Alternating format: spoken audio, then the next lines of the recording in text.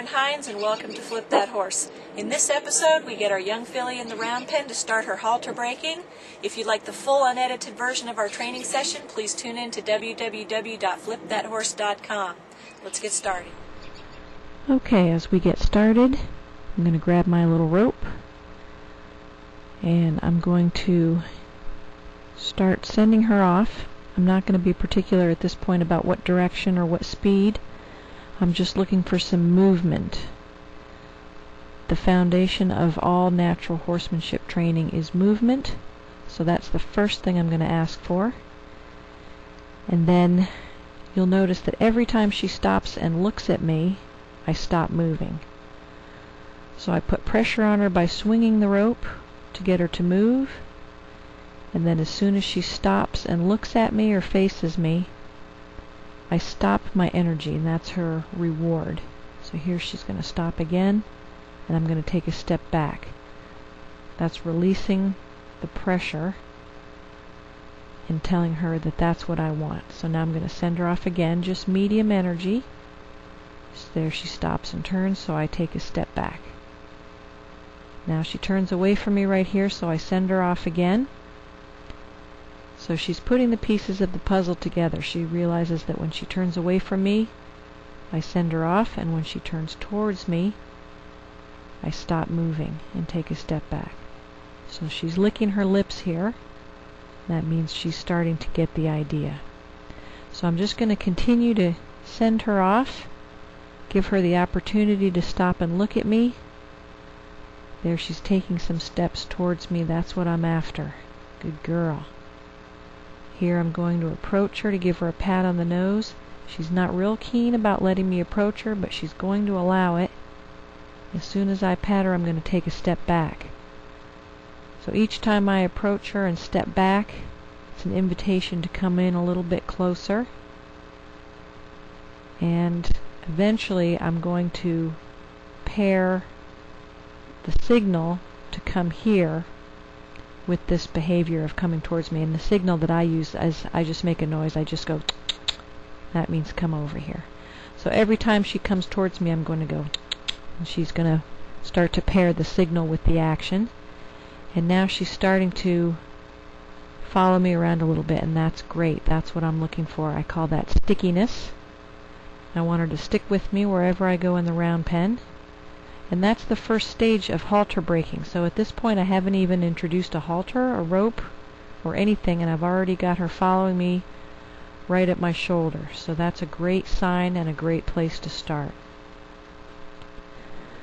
Once she's fairly sticky and she'll stand near me, then I can start introducing the rope. So right now I'm alternating patting her on the head and rubbing her with the rope, which I have coiled up in my left hand. So I'll rub her a little bit with the rope, then I'll pet her, then we'll move around. I'll check her stickiness. She's still sticking with me. Give her some pats. Then I'm going to introduce the rope again. And each time I'm going to approach her with the rope, try and rub it on her face a little bit, and then take it away. And I'm going to repeat this approach and retreat many, many, many times. The more times I can approach her and then step back, the more comfortable she's going to be with what I'm doing. And here I am rubbing the rope all over her face. I want to rub it all over her eyes, her ears, her neck, so that she's used to the feeling of that. Here I'm hanging it over her ear, so she's pretty calm with what I'm doing. And I'm paying special attention to her breathing, so I can tell if she's starting to get a little bit nervous. She'll hold her breath, or she'll snort, blow out with her nostrils flared. And that tells me that she's getting a little bit nervous, and it's a good moment for me to step back and give her a chance to relax. So paying attention to her breathing, and I'm also paying attention to the height of her head. When she's nervous about something, her head will go up, and when she's feeling a bit calmer, her head will come down. So I'm just continuing to rub on her with my hand and with the rope. It's basically just sacking her out with my hand and the rope. And then as I get her a little bit more acclimated to the rope, I'm going to unfold it and start to play with it, pulling it over her ears, squeezing it a little bit around her neck and around her muzzle, so that she gets used to the feeling of that rope all over her head. And she's doing very well here. Good girl. Okay, so this is the next day. Got her back in the round pen. Gonna send her off with my little rope. Just a little refresher, and I'm gonna see how sticky she's feeling today. So this is her second day in the round pen. I worked her for about an hour yesterday. There she's facing me. Only took one circle. I'm gonna ask her to approach me. That a girl. Nice. Give her a nice pat there. So she's got some stickiness. Gonna walk around a little bit and see how she does. She's licking her lips. She's sticking right with me now, so she's remembered a lot from yesterday. So I'm just gonna keep walking around periodically, checking her stickiness, and keep rewarding her. So here comes the rope again, a little rubbing, then I take it away. Approach again, a little rub, take it away. Making sure to rub it over her eyes and her ears. We don't want any head shyness. So now I'm going to swing it over her neck a little bit.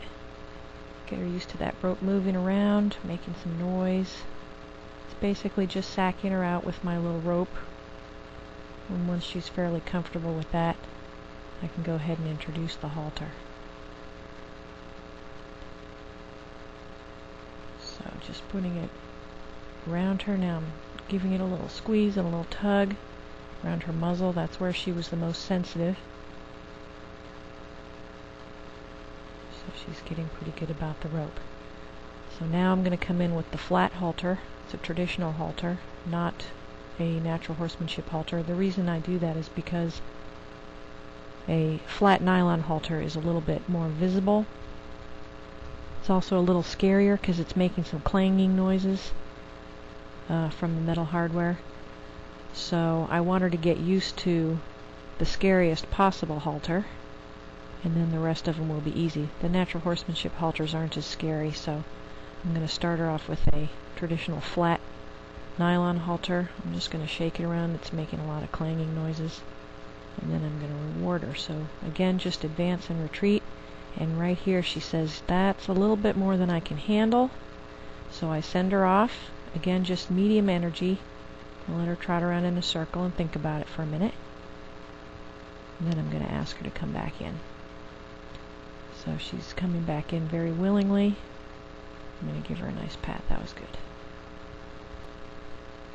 So I'm just going to keep putting the halter over her face. Keep patting her. The more times I can put it on her head and take it off, the better. Taking the time to do this slowly and correctly the first time is going to reap rewards in the end, because this will be with her forever. So now I'm going to put the halter up over her nose. She seems pretty quiet. Slip it over one ear. I'm going to step back and let her digest that. She seems pretty quiet. Slip it over the next ear. Atta girl. Now she's not halter broke yet just because she let me put it on today. Does not mean she is trained. But that's where we're going to start. And she did very well today. Now I'm going to take it back off. Give her a big pat. Atta girl. Good job.